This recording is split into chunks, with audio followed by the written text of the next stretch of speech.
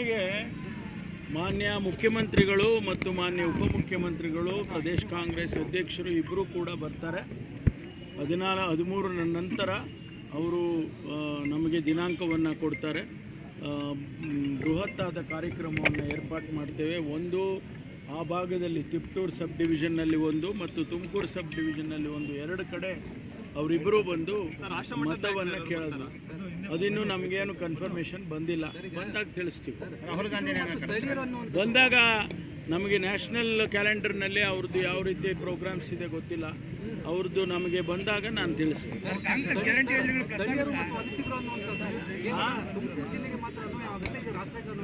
ಯಾವುದು ಗೊತ್ತಿಲ್ಲ ನಮಗೆ. ನಮ್ಮ ಲೋಕಸಭೆಗೆ ನಾವು ಹೇಳ್ತಾ ಇದ್ವಿ. ಬೇರೆ ಕಡೆ ಬೇರೆ ರೀತಿಯಲ್ಲಿ ಆಗ್ಬೋದು. ನಮ್ಮೂರಿನಲ್ಲಿ ಆ ರೀತಿ ಆಗ್ತದೆ.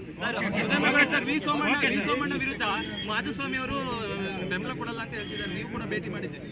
ಯಾರನ್ನು ಭೇಟಿ ಮಾಡಿದ್ದೀನಿ? ಇಲ್ಲ, ಸುಳ್ಳು. ಅಲ್ಲ, ಹಂಗೆ ಸಾರ್ವಜನಿಕವಾಗಿ ಹೇಳ್ಬೇಡಿ. ಅದು ಅವರ ಆಂತರಿಕ ವಿಚಾರ, ಅವ್ರ ಪಕ್ಷದ ಆಂತರಿಕ ವಿಚಾರ. ಜಯಣ್ಣ ಬರ್ರಿ.